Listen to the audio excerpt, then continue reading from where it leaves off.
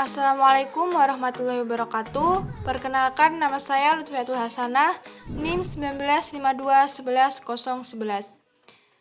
Saya dari kelas Kewirausahaan Manajemen Bisnis Syariah 5I. Saya membuat video ini guna untuk memenuhi tugas mata kuliah Manajemen Pengambilan Keputusan. Di sini saya akan menjelaskan dua materi, yaitu pertama, manajemen pengambilan keputusan, yang kedua yaitu manajemen sains. Manajemen pengambilan keputusan. Pengertian manajemen pengambilan keputusan. Manajemen pengambilan keputusan adalah tindakan manajemen dalam memilih satu atau lebih di antara sekian banyak alternatif keputusan yang ada untuk menyelesaikan permasalahan dalam sebuah organisasi.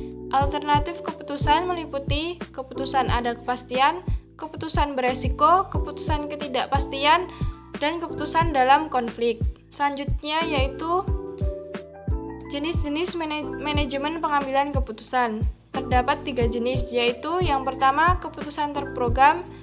Keputusan terprogram adalah keputusan yang berulang-ulang dan rutin, sehingga dapat diprogram. Keputusan terprogram terjadi dan dilakukan terutama pada manajemen tingkat bawah. Contohnya yaitu keputusan pemesanan barang, keputusan penagihan piutang, dan sebagainya. Yang kedua yaitu keputusan setengah terprogram. Keputusan setengah terprogram adalah keputusan yang sebagian dapat diprogram, sebagian berulang-ulang dan rutin, dan sebagian tidak terstruktur. Keputusan ini sering bersifat rumit dan membutuhkan perhitungan-perhitungan serta analisis yang terperinci. Contohnya yaitu keputusan membeli sistem komputer yang lebih canggih, keputusan alokasi dana promosi, dan keputusan rekrutmen pegawai, dan sebagainya. Yang ketiga yaitu keputusan tidak terprogram. Keputusan tidak terprogram adalah keputusan yang tidak terjadi berulang-ulang dan tidak selalu terjadi. Keputusan ini terjadi di manajemen tingkat atas. Contohnya yaitu keputusan untuk membuang bahan produksi ketika terjadi pencemaran bahan baku yang tiba-tiba terjadi. Selanjutnya yaitu manajemen sains. Pengertian manajemen sains. Manajemen sains adalah penerapan teknik matematika dan prinsip-prinsip ilmiah dalam persoalan manajemen untuk membantu manajer membuat keputusan yang lebih baik. Manajemen sains mencakup sejumlah teknik berorientasi matematis yang telah dikembangkan dalam ilmu manajemen atau telah diadaptasi dari disiplin ilmu lain seperti ilmu alam, matematika, statistik, dan teknik. Selanjutnya yaitu jenis-jenis teknik manajemen sains. Dibagi menjadi 9 bagian. Yang pertama, program linier, simulasi, analisis jaringan, teknik evaluasi metode proyek atau CPM, pengendalian persediaan, analisis keputusan, teori antrian, probabilitas dan statistik, dan yang terakhir ada teknik jaringan. Selanjutnya yaitu langkah metode ilmiah dalam manajemen sains.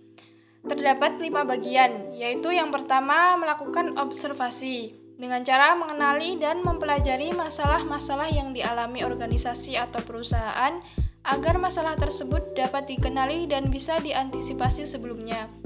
Yang kedua yaitu mendefinisikan masalah. Masalah harus dapat didefinisikan dan dijabarkan dengan singkat, tepat, dan jelas. Visi dan misi perusahaan akan sangat membantu dalam mengetahui masalah yang sedang terjadi. Yang ketiga yaitu membuat pemodelan. Suatu pemodelan secara manajemen sains yang tepat harus dibuat yang merupakan penyajian ringkas untuk menggambarkan masalah yang sedang dihadapi. Yang keempat yaitu menentukan solusi. Pemecah masalah bisa dilakukan dengan program linier, yaitu metode grafis, simplex, transportasi, penugasan, dan lain-lain, atau dengan stokastik, probabilitas, dan teknik jaringan lainnya, yaitu simulasi, peramalan, persediaan, analisis hierarki, dan lain-lainnya.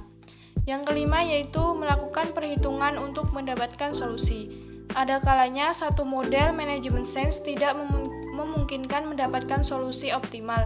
maka harus digunakan pemodelan yang lainnya agar benar-benar mendapatkan hasil yang optimal. Selanjutnya yaitu kegunaan manajemen sains dalam pengambilan keputusan ada 3.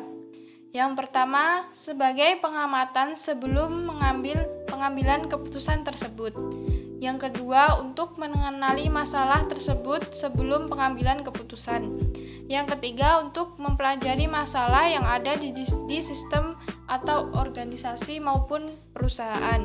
Selanjutnya yaitu contoh penerapan manajemen sains. Saya mengambil dari Garuda Furniture. Garuda Furniture merupakan suatu perusahaan yang memproduksi mebel dari kayu.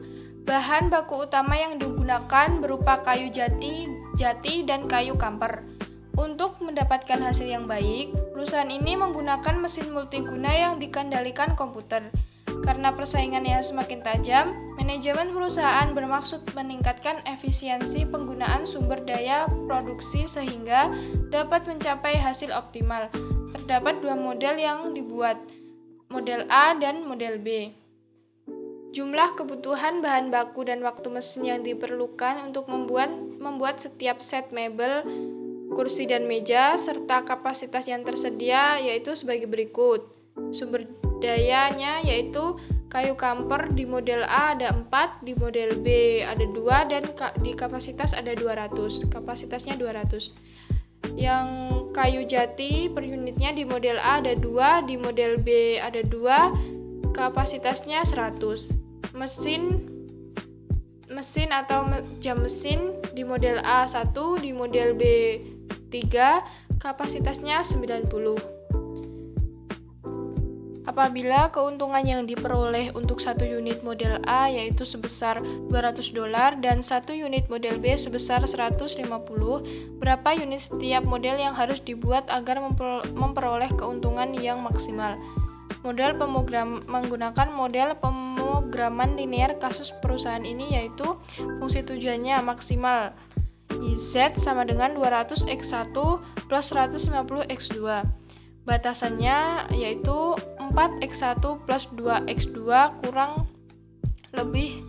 kurang dari sama dengan 120, 2x1 plus 2x2 kurang dari sama dengan 100, x1 plus 3x2 kurang dari sama dengan 90, dan x1, x2 lebih dari sama dengan 0, di mana Z artinya total keuangan atau dolar, A artinya mebel model A yang dibuat per unit, B artinya mebel model B yang dibuat per unit.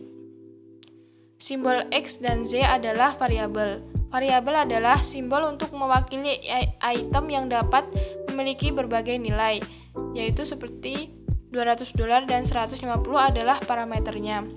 Parameter adalah nilai-nilai konstan yang merupakan koefisien dari variabel dependen atau Z tergantung unit yang terjual, atau variabel independen atau X yaitu unit yang terjual. Tujuan model pemrograman linear di sini untuk menentukan berapa besar nilai X dan X1 dan X2 sehingga dapat memperoleh nilai Z yang maksimum. Sekian presentasi dari saya. Apabila ada kurang dan lebihnya, saya mohon maaf yang sebesar-besarnya. Wassalamualaikum warahmatullahi wabarakatuh.